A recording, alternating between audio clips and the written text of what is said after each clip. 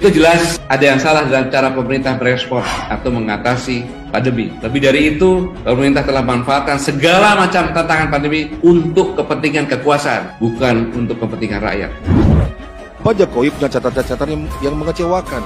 Pak Jokowi juga punya masa lalu. Saya sungguh-sungguh ingin mengganggu, bukan sekedar untuk mengganggu. Demi Allah, saya bersumpah akan memenuhi kewajiban Presiden Republik Indonesia dengan sebaik-baiknya dan seadil-adilnya. Tuhan memberikan sebuah jabatan yang saya bisa berbuat sesuatu, dan ya saya ingin melakukan sesuatu itu,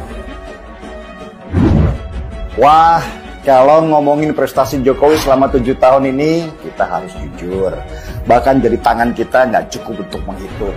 Sesungguhnya bagi pengelola negara yang telah menabrak konstitusi dan menyandang cacat moral dalam pengelolaannya, maka sejatinya tidak lagi memiliki kekuatan apapun sebagai penyelenggara negara yang telah jatuh martabatnya. Inilah yang sekarang menyedihkan, sehingga masyarakat banyak menentang kebijakan-kebijakan pemerintah secara nyinyir, Kita tak boleh taksub kepada simpulan-simpulan. No, ketaksuban itu yang menghancurkan bangsa. Ketaksuban itu yang menghancurkan negara. Begitu banyak hal yang dilakukan Jokowi sejak dia menjabat. Dia tipe pekerja, bukan peserta lomba. Hasilnya bisa dirasakan, bukan cuma di angan-angan. Yang darahnya paling merah, Jokowi. Maka peluang untuk mengadakan transformasi, perombakan budaya feodal sekarang ini. Sebetulnya kalau Pak Jokowi lebih rileks menghadapi soal ini, menurut saya nggak akan jadi terlalu serius sebetulnya. Karena Pak Jokowinya nggak rileks, di mana ada di dunia ini menempuh jalan demokratis. Pendukung di bawah juga mengartikan juga dengan tidak rileks soal seperti ini. Inilah yang berakibat pada praktek demokrasi yang buruk. Indonesia hari ini adalah terbukti telah gagal mensejahterakan rakyat. Demokrasi yang saya katakan tadi telah gagal mensejahterakan rakyat. Sekarang pembangunan infrastruktur masif di Papua. Dari ribuan kilometer jalan yang dibangun, tinggal belasan kilometer lagi, maka seluruh Papua akan terhubung. Ekonomi di sana akan bangkit, biaya hidup juga akan lebih murah, dan pendidikan juga kesehatan akan lebih merata. Ada yang bilang saya ini otoriter, kemudian ada juga yang ngomong saya ini bebek lumpuh. Lebih dari itu, pemerintah telah memanfaatkan segala macam tantangan pandemi untuk kepentingan kekuasaan, bukan untuk kepentingan rakyat. Sesungguhnya Pak Jokowi, saya kira ini yang terjadi. Namun demi kejujuran menurut saya harus diberikan beberapa catatan. Saya heran, Badan Kesehatan Dunia sudah menetapkan COVID-19 ini pandemi global. Penyebarannya sangat cepat, dari manusia ke manusia.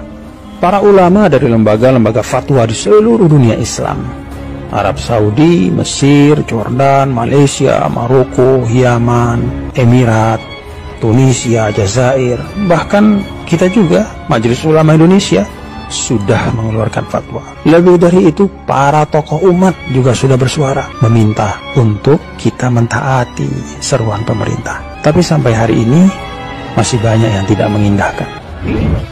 Anggota Parlemen Malaysia Lim Kok Siang mempertanyakan penanganan COVID-19 di negaranya kepada Menteri Kesehatan Malaysia, Khairy Jamaluddin, dengan membandingkan kondisi pandemi di Indonesia. Menurutnya, kasus COVID-19 di Indonesia lebih cepat turun dibanding dengan Malaysia. Padahal, jumlah populasi di Indonesia lebih besar dari Malaysia. Seorang profesor dari Singapura bernama Kishore Mahbubani memaparkan tulisan berupa pujian untuk Presiden Joko Widodo. Mahbubani menulis artikel berjudul The Genius of Jokowi dan menceritakan capaian Jokowi selama menjadi Presiden Indonesia. Tidak ada lagi kerja di zona yang nyaman. Kalau ada lembaga-lembaga yang tidak bermanfaat dan bermasalah, saya pastikan saya bubarkan. Tidak ada lagi kerja-kerja yang hanya rutinitas. Tidak ada lagi kerja-kerja yang monoton, yang begitu-begitu saja. Kita harus membangun nilai-nilai baru dalam bekerja yang menuntut kita harus cepat beradaptasi dengan perkembangan zaman. Kalau kita baca, Mahbubani memuji habis Jokowi, terutama dari sisi developmentalism. Nah, ini yang kira-kira menjelaskan mengapa Mahbubani menyebut Jokowi sebagai sosok yang jenius. Kita lihat Indonesia, malu kita sekarang. Kenapa Indonesia boleh jadi begitu? Karena sifat rakyatnya sudah menjadi watchdog, melihat, dan kalau tak betul mereka membuat pembetulan. Jadi semua itu punya darah biru semua. Yang darahnya paling merah Jokowi. Maka peluang untuk mengadakan transformasi, perombakan budaya feodal sekarang ini. Kalau ngomongin prestasi Jokowi selama 7 tahun ini, kita harus jujur. Bahkan jadi tangan kita nggak cukup untuk menghitung. Mau mulai dari mana? Bubarkan Petral, itu baru Petral. Ada lagi Freeport. Baru di zaman Jokowi lah Freeport bisa kembali dan Indonesia punya saham mayoritas di sini. Jokowi itu presiden terbaik yang kita miliki saat ini. Ini fakta. Menjadi oposisi itu juga sangat mulia. Silahkan ingin menjadi oposisi, asal jangan oposisi yang menimbulkan dendam, asal jangan oposisi yang menimbulkan kebencian, apalagi disertai dengan hinaan, disertai dengan cacian, disertai dengan makian-makian. Kita ini memiliki norma-norma agama, memiliki etika dan tata krama ketimuran. Sesungguhnya bagi pengelola negara yang telah menabrak konstitusi dan menyandang cacat moral dalam pengelolaannya, maka sejatinya tidak lagi memiliki kekuatan apapun sebagai penyelenggara negara yang telah dicabut martabatnya. Dan akhirnya mereka mendapat yang terbaik, Jokowi. Dan hampir majoriti rakyat Indonesia mengagumi Jokowi, menyanjung Jokowi dan menghormati Jokowi. Sederhana, jujur, dan bagus dengan orang-orang. Pilkada pertama itu saya pasti nangis, pasti tidak mengira kalau akhirnya beliau menjadi RI 1. Keislamannya Jokowi itu kafah dan akhlaknya itu yang luar biasa. Tetapi kita Malaysia, daripada saya darjah 1 sampai saya dah tua bangka hari ni, balik-balik orang yang sama. Anwar, Mahathir, Anwar, Zahid, Amin. Pusing-pusing kat situ. Kenapa rakyat Malaysia tidak matang? Come on, beri peluang kepada orang baru.